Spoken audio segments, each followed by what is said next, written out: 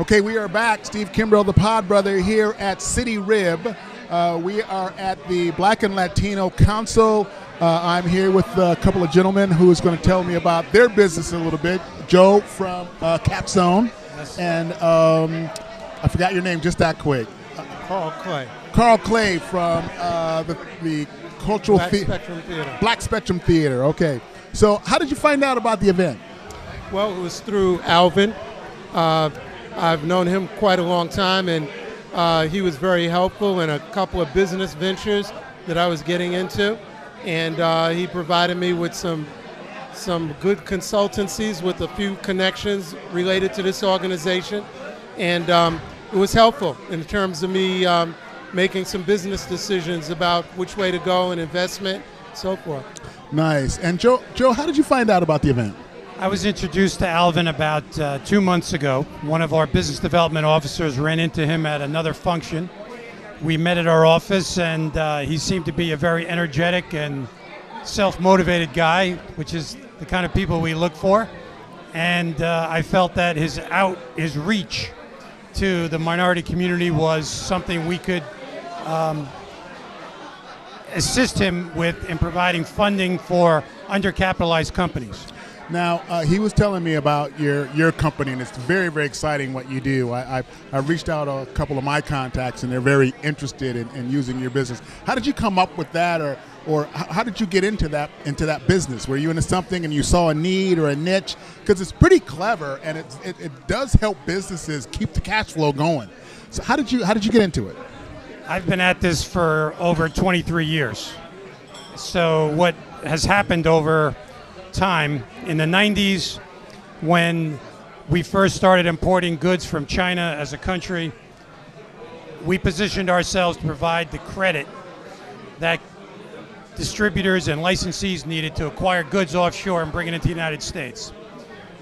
The first deals we did were Nintendo game cartridges because banks didn't understand them. They were licensed from Hollywood movies, Jurassic Park, things like that. And we filled that void because it was a niche that was being neglected. As we moved through the 90s and the 2000s and into 2010, the government produced new legislation called Dodd-Frank, which essentially freezes small businesses from getting loans from banks. So about 18 months ago, we repositioned the company to fund those types of companies that don't have access to bank funding. And it's been one of the best decisions we ever made. Business is booming. We're helping these small companies grow. And one day they'll be big enough to borrow from the bank. It's incredibly clever. It's really a good business model. And everybody that I talk to about it on the construction side and the client side are excited about it. So it's very, very, very cool. Well, a lot of people on Sunday night have anxiety about going to the office. To me, I know I'm going to be helping people every day of the week, so I look forward to getting to the office, and I think most of our staff is in the same position. We can watch a company grow over a 2 or 3 year period from a couple of $1 million to $10 million a year in sales, and that's life-changing business. So we're happy to do it. Nice. And how do you feel, and this goes for both of you, how do you feel what you do can help the council, the Black and Latino Council? How do you figure your businesses can help the council? Well, our organization is now in its 44th year of operation. I'm the founder of it, and we provide, we've kind of gone across the entire spectrum of activities for our organization. So not only are we a professional theater company, but we operate a facility, a 325-seat facility. We have outdoor mobile stages that we service the tri-state area with. A lot of the concerts that you see in the parks and festivals are the stages that we supply. We also operate in the schools by doing residencies, and we've created about 25 films, one feature film, and the rest are films that deal primarily with issues that affect young people. How can we be helpful? Well, one of the things we always say to organizations, you want to raise monies for your organization. So we set up a system over the years in which we put on a professional theater production We use our kitchen. We bring in caterers, and the organizations sell their tickets. They have dinner, they watch theater, and they make money for the organization. We do all the work, and they just have to sell their tickets, and it's a win-win-win around the table. So that's how we can help other organizations prosper.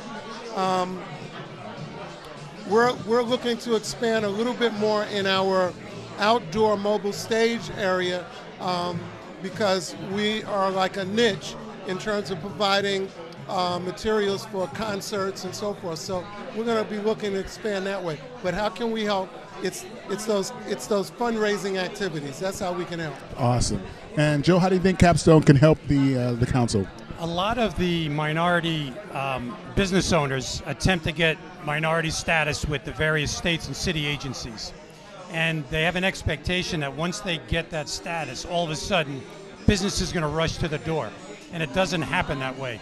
They take a tremendous amount of effort to get the status, but they have to go out and compete and get the business. Once that happens and they get rejected a few times, they lose their confidence.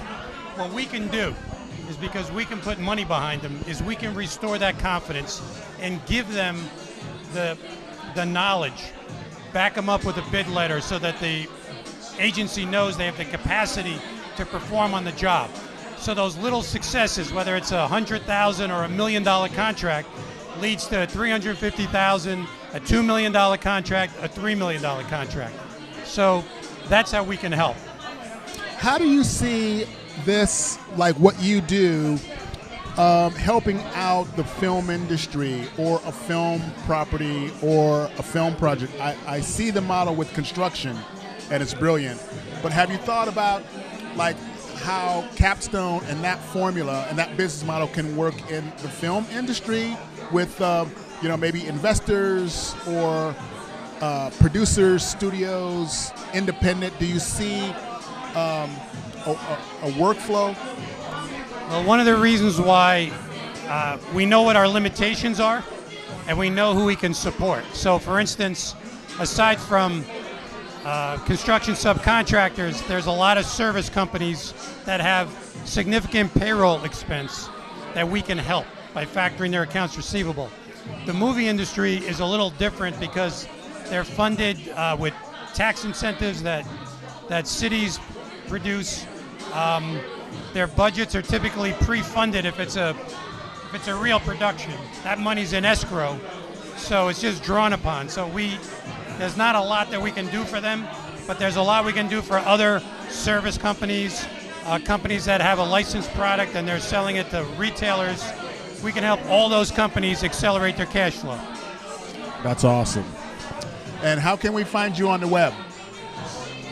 You can go to www.blackspectrum.com, or you can give us. You can go on Facebook and also find us. Those are the two areas in which you can get to us. Nice. And how can we find you, Joe? www.capstonetrade.com. Nice. And a final question, what advice would you give to young entrepreneurs to starting a business? I would say to learn everything you can about it, and don't think that money is the solution to everything. That you have to put a lot of sweat equity into your business, and I don't mean by just working for free, but if you're starting out, you want to get to know the business. One of the hardest things for me to learn at the beginning is that don't invest in anything that you don't know about yourself. You know, if you know it and you worked it and you massaged it in terms of understanding it, those are the kind of ventures that you get into. So I would just say, learn everything you can and try to make your mistakes when there's no big money involved, you know? Awesome. Joe, what advice would you give? I would say don't be afraid to fail.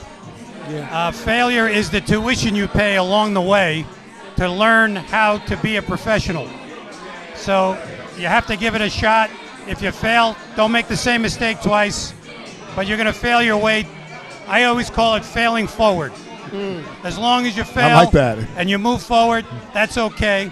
And the other thing is you got to be the last man standing. People quit when they're this close to success. Yeah. And you can't give up. To give up, you should get a job. Yeah. That is excellent advice. Well, gentlemen, thanks for taking the time to come by you. and chat with us, and good continued success at what you're doing.